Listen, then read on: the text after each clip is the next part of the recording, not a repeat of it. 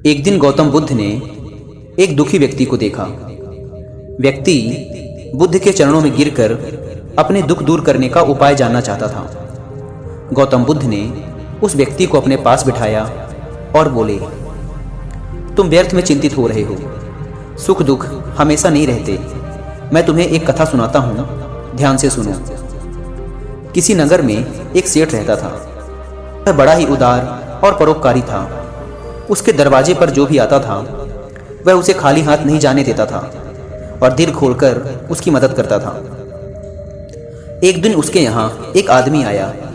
उसके हाथ में एक पर्चा था जिसे वह बेचना चाहता था। उसके पर्चे पर लिखा था, सदा ना रहे।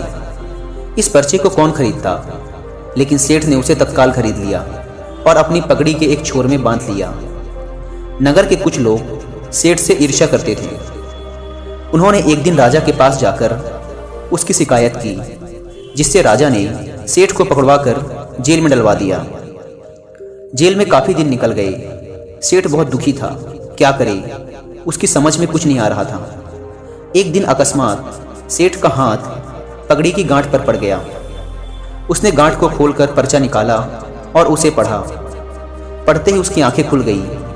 उसने मन ही मन कहा, अरे तो दुख की बात क्या है। जब सुख के दिन सदा ना रहे तो दुख के दिन भी सदा ना रहेंगे। इस विचार के आते ही वह जोर से हंस पड़ा और बहुत देर तक हंसता रहा। जब चौकीदार ने उसकी हंसी सुनी तो उसे लगा सेठ मारे दुख के पागल हो गया है।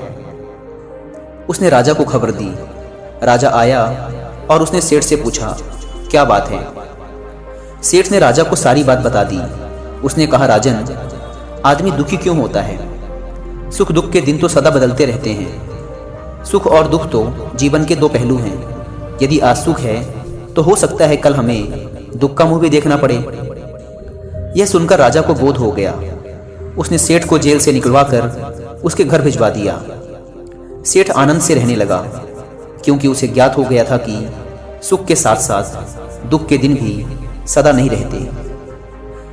बुद्ध के मुंह से यह कथा सुनकर उस व्यक्ति के मन का बोझ हल्का हो गया। उसने गौतम बुद्ध का आशीर्वाद लिया और अपने घर की ओर चल पड़ा।